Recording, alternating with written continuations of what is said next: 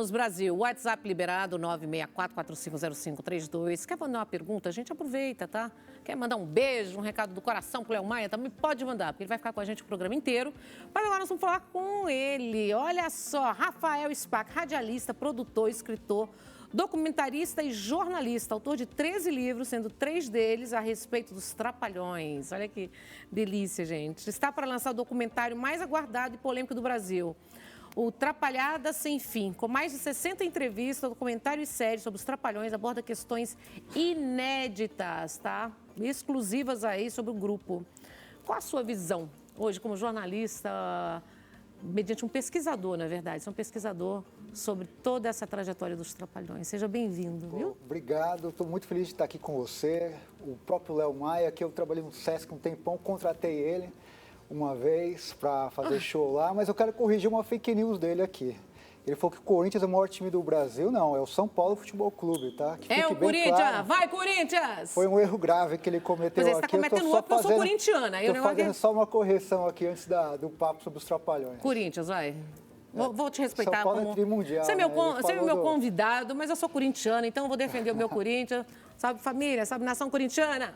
Nós não vamos para os Trapalhões, a gente ficar falando de futebol. Vamos voltar para os Trapalhões? Bom, os Trapalhões, assim, foram os meus heróis de infância.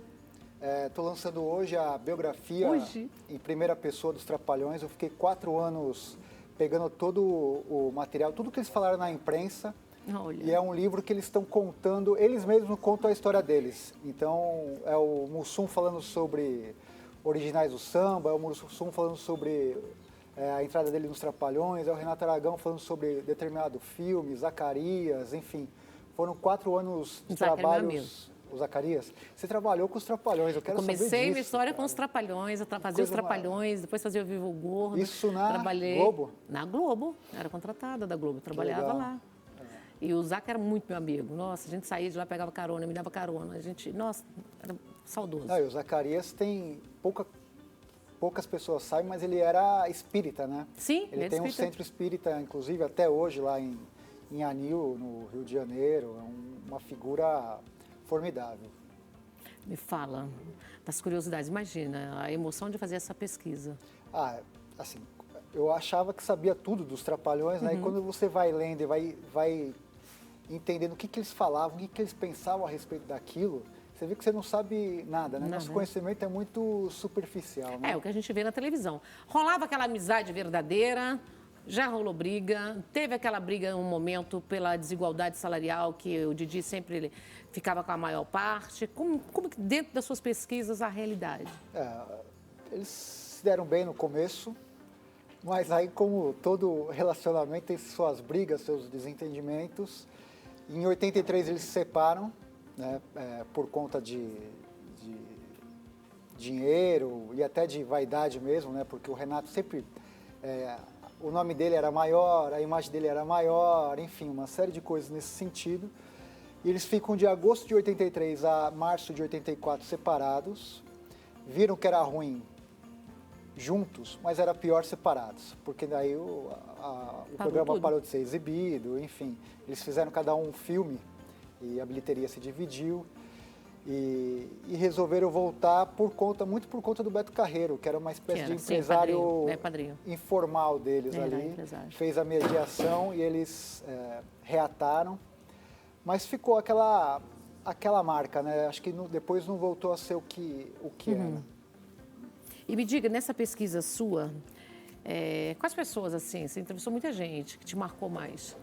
Pro documentário? Sim, te chocou, assim, que você de repente falou, meu Deus, não sabia disso. Foi o Baiaco. É difícil você não saber nada. Você deve ter conhecido o Baiaco, que é o dublê do Renato Aragão. Eu conheci todo mundo na época, né? O Baiaco foi o cara que, a entrevista dele mudou completamente o rumo da minha pesquisa, porque foi onde ele falou abertamente.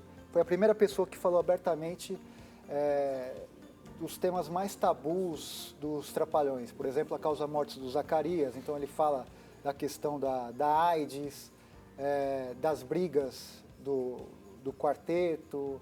Enfim, depois que eu entrevistei ele, o documentário ganhou um outro rumo, uma outra perspectiva que eu jamais imaginava que alguém tivesse tamanha coragem de falar. A gente vê tanto documentário aí, né, esse documentário da Xuxa horrível, Você achou horrível? É muito chapa branca, né? É como se fosse uma angiografia, dá a impressão que estava falando de uma santa. E ela, assim, todo mundo tem seus erros, tem seus defeitos, e ela ficou numa zona muito confortável, colocando toda a culpa na Marlene Matos, né? E a ideia desse comentário, apesar de ser fã dos Trapalhões, eu sou um jornalista, então eu não vou brigar com a realidade nem com os fatos, né? Se teve uma briga, eu vou falar. Se o Zacarias morreu de AIDS, eu vou falar. Acho que isso tudo é uma coisa importante para os fãs saberem, né? A ideia não é canonizar ninguém, a ideia é contar uma história que todo mundo está sujeito a viver aquilo. A vida dele era muito discreta, ele era um homem muito discreto. Sim. Muito fechado, muito na dele. Era um cara da leitura, era um Sim. cara mais introspectivo, ele não gostava muito dos holofotes, tanto é que o Mauro é um, o Zacarias é completamente outro, né? Mas é importante falar da causa mortis dele, até para quebrar o tabu, né?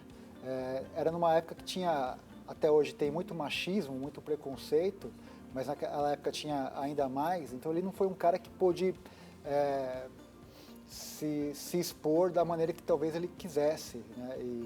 E ao você falar isso, você encoraja outras pessoas a assumirem a sua condição, a sua vontade, a sua natureza, naturalizar a questão da AIDS, principalmente naquela época que muitas pessoas foram Perdemos muita gente. atingidas por aquilo, enfim. E o Mussum? Mussum é uma figura que assim não tem quem Não ame. fale mal dele, né? Não tem quem não ame. É um cara que, pelo que a gente pesquisou ali, é o que ele era na televisão, ele era fora da televisão. Era uma persona única, né? Uma figura que hoje você vê que é muito raro o que ele alcançou. Ele virou cult, né? Ele ficou até maior do que ele era. Tem meme, tem bar, até comercial. Depois de morto, ele conseguiu protagonizar com a inteligência artificial, virou camiseta, virou filme, virou livro. O Mussum hoje é um ícone pop cult. Incrível que ele alcançou. Meu querido, saudade deles. Vou mostrar um trechinho para você que está em casa e a gente matar um pouco a saudade, né?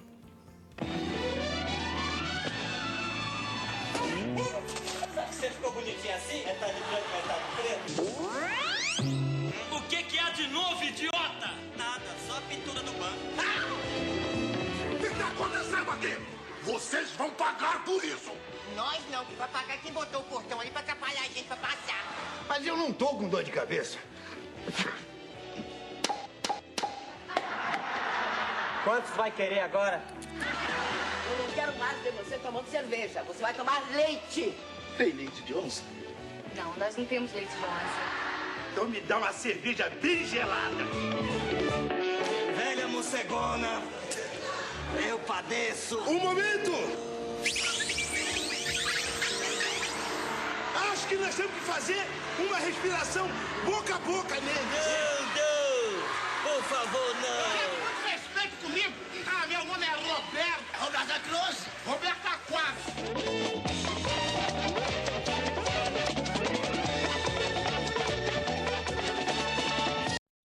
Era muito bom. Era muito bom, Era né? muito bom. Era muito boas gravações, era muito bom conviver com eles. E hoje muita gente já fala que eles eram de fato, né? Se você olhar, muitas das piadas politicamente incorretas, né? Com brincadeiras que hoje não seriam aceitas. Mas Mas o mundo hoje quase nada está sendo aceito também, né? Não pode falar nada, eles estão pode dentro de um brincar contexto nada. histórico importante, que não dá para ser julgado pelos olhos de hoje.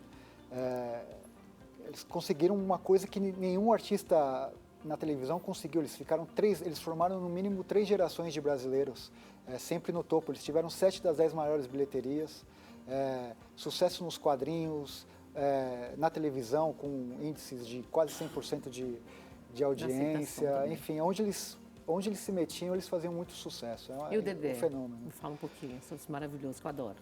O Dedé é um cara muito legal mesmo, assim, pela história dele, é o meu Trapalhão favorito, mas o Renato tem feito a cabeça dele para ele me odiar, né, assim, de graça. É uma pena, é um cara que eu tenho muito carinho, muito respeito, Ele tem Ah lá, o falado... Dedé tá com um livro. Pois é, ele faz esse tipo de coisa e vai em outros lugares e fala mal de mim. Esse é o Dedé. Ele tá falando mal de você? O que ele tá falando? Ele fica desqualificando o meu trabalho, ele fica... O Renato, né? O Renato e a esposa do Renato pediram para ele ficar contra o meu trabalho e aí ele tá de escada até hoje pro Renato na vida real. E, enfim, não tem muita personalidade própria e acata o que eles falam. Paciência. Renato. Mas ele assinou, ele fez até antes do Renato e da esposa do Renato pedirem para ele falar mal de mim, ele assinou uma carta de apoio ao documentário. Então eu tenho essa carta até hoje para mostrar para o Dedé que como é um paradoxo a vida, né? E o Didi? E o Renato Aragão? Bom, o Renato, genial, artista genial, fantástico.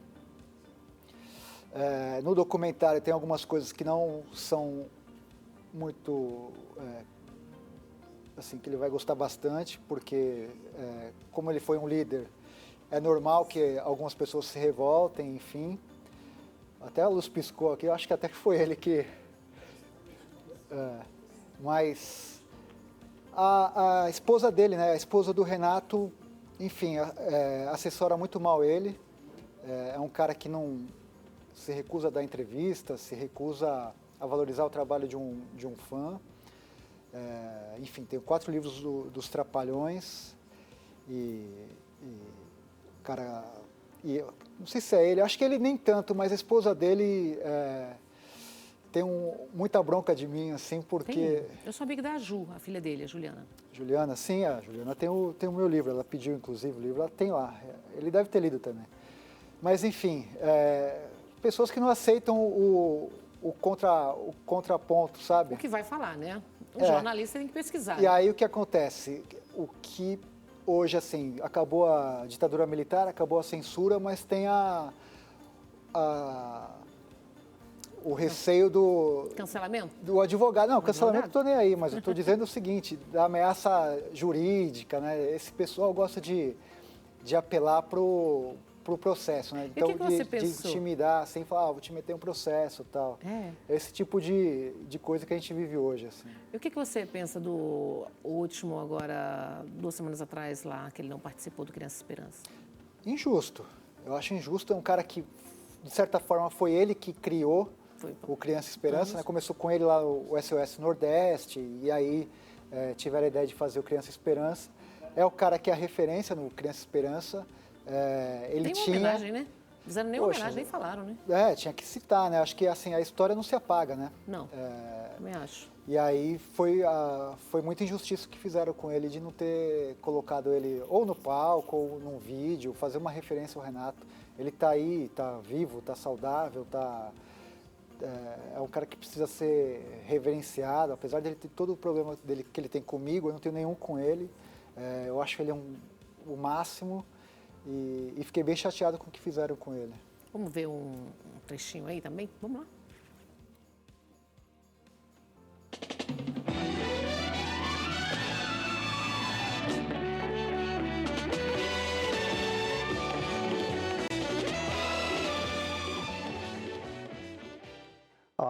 A televisão brasileira, ela tem duas fases, antes e depois dos Trapalhões. Eu acho que foi um marco dentro do humor brasileiro. Os Trapalhões foi um marco.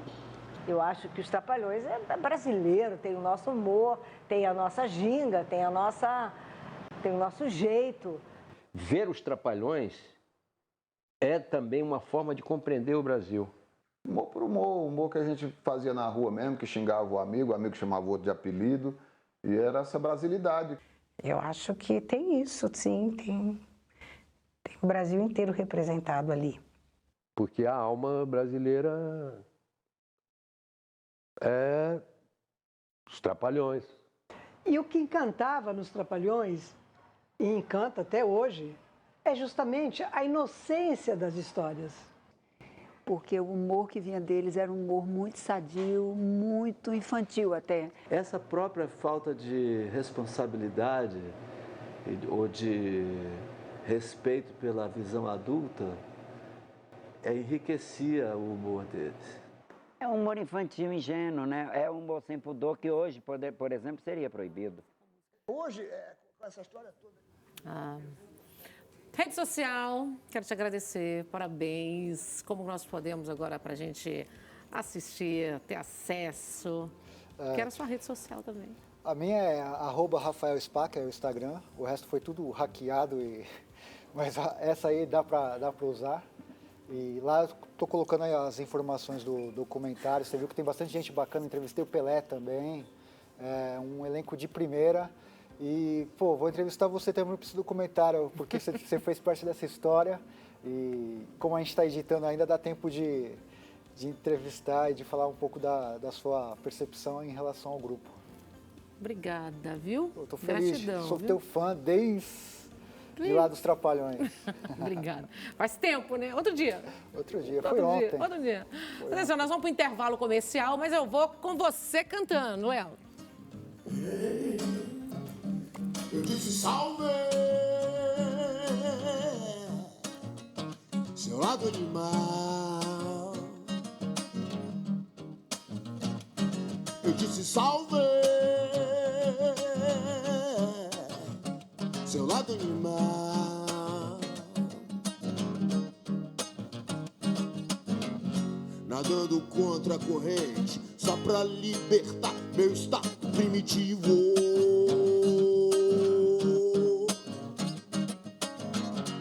Forte como uma abelha, leve, leve, muito leve, feito borboleta. Eu disse salve, seu lado animal.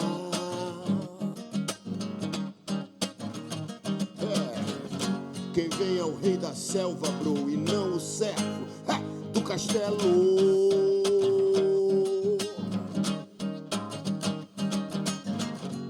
Age como uma borboleta, leve, leve, leve, feito.